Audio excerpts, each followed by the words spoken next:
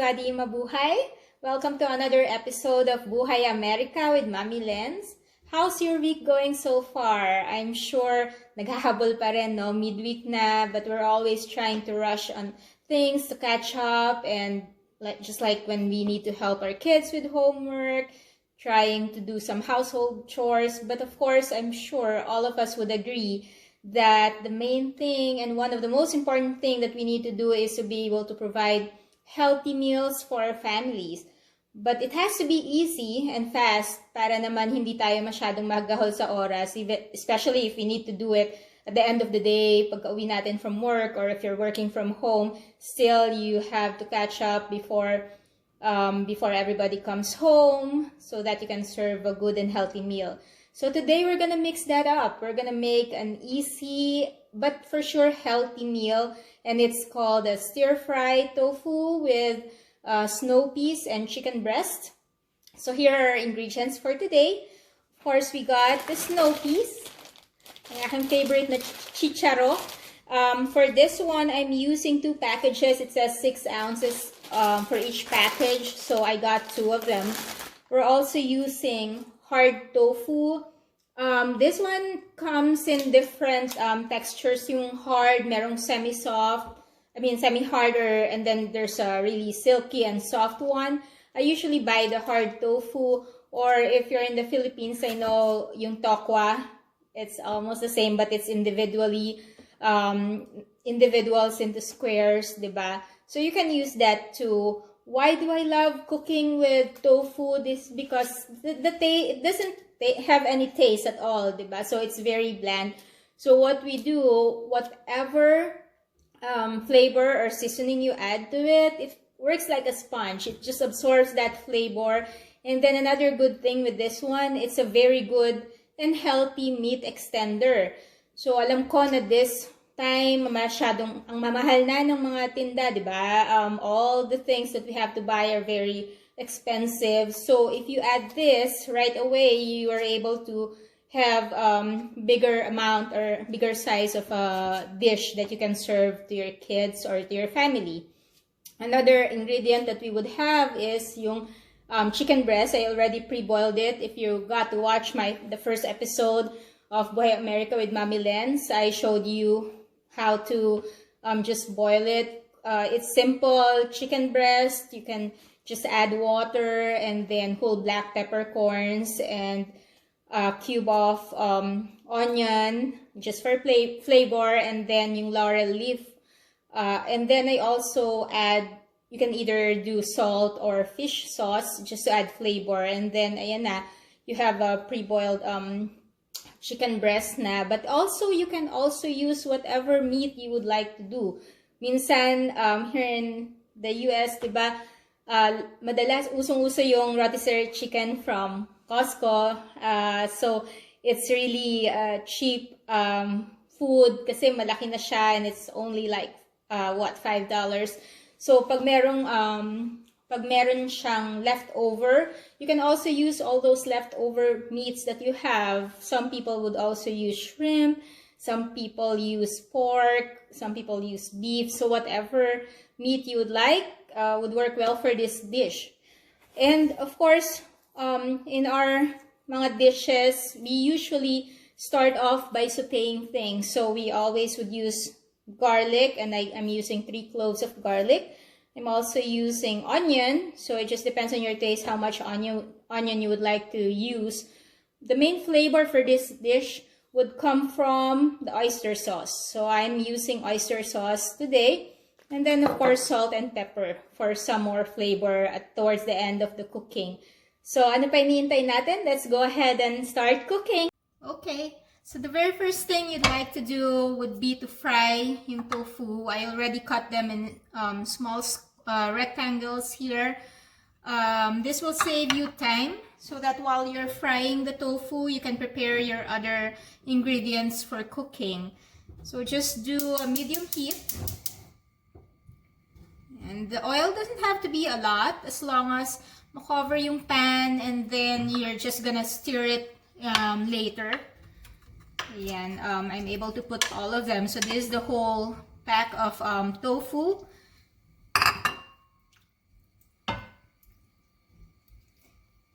And just wait for it. Pwedeng medium to high heat. But you'd like to mix it around, like pag nakikita nyo na siya na medyo nagba-brown, you'd like to mix it. You don't have to wait for it to be crispy. You want it a little soft still para ma-absorb niya yung flavor for yung oyster sauce flavor later. Okay? So, here's the tofu. Halfway through the cooking process, just mix it. Let me show you mix. You see that brown area there. So, we just want it light brown. And maghintay lang tayo for a few more minutes. And then we can get this and we can start cooking our dish in the same pan. Just removing the oil from here. Okay, so now naluto na yung tofu natin. This is how it looks like. Fried tofu. And then we also I already prepared the other ingredients. So I just roughly cut the garlic. And then yung onions natin, we did minced onions here.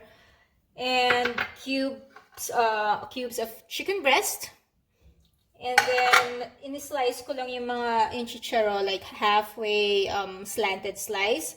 So I removed the other oil from yung oil from frying pan and then just left like around 2 tablespoons of oil so that we can saute. You can do medium heat. And as I said, I love putting onion first. Nagsasaute ako. So that's sizzle. Lets you know na hot na yung frying pan, and then just wait for the onion to caramelize a little bit before adding the garlic.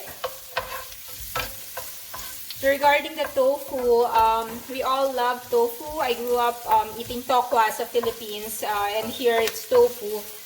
A lot of times, pag nagluluto ako ng dish na to, I finish frying the tofu and then my kids would start eating them. It tastes good as it is.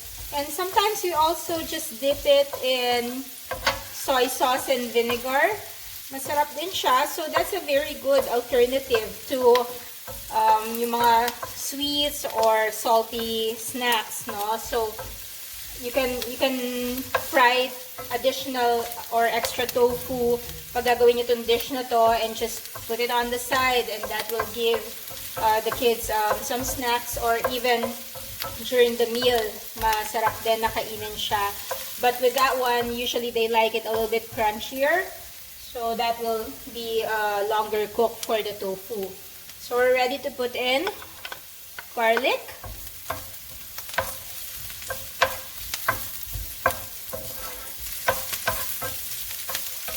So a lot of the Filipino dishes, we start off by sauteing kasi the garlic and onion, that gives some more flavor dun sa dish na niluluto natin. So you'd hear us a lot doing sauteed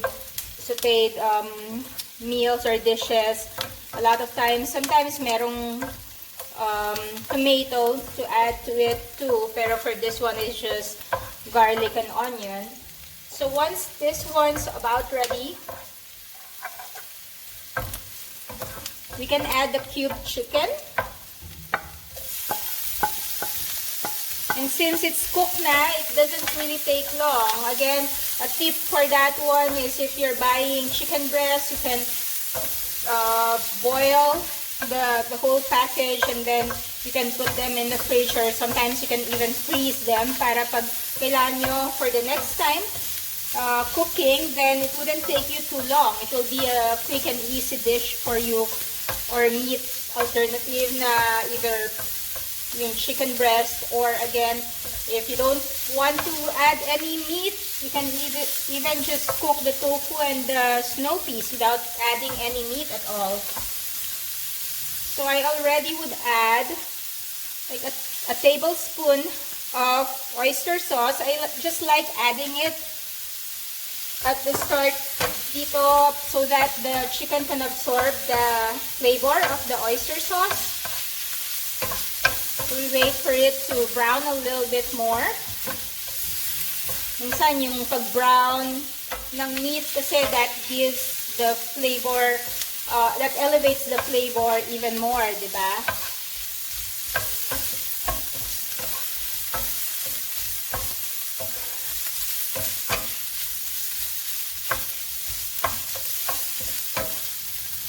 Okay.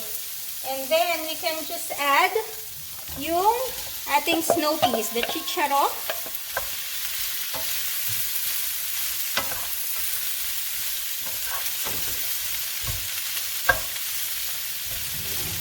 If you have a bigger pan, that would also help. Some use yung wok, diba, for stir frying.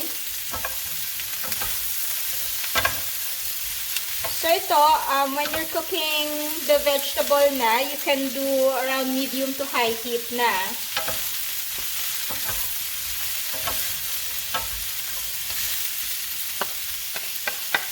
And then I usually just add another tablespoon of the oyster sauce. And then some salt and pepper.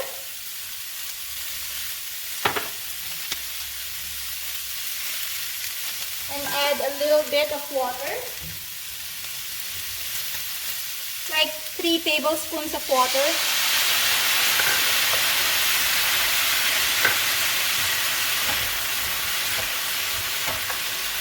To help with the veggie to become more moist.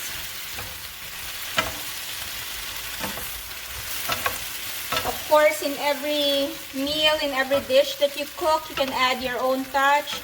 The flavors and the seasoning, iba-iba kasi yung taste ng mga tao, diba? So, you can either add a little bit more oyster sauce to it. You can add some more salt.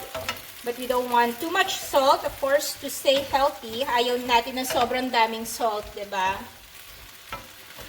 What we like about this dish, in particular, we don't want it overcooked. So we still want that vibrant red color, green color from the chicharo, from the snow peas. Para pag kinakain mo, it's really crunchy. It's the crunchiness of the chicharo or the snow pea mixed with, of course, the subtle flavor of yung oyster sauce and then itong ating tofu.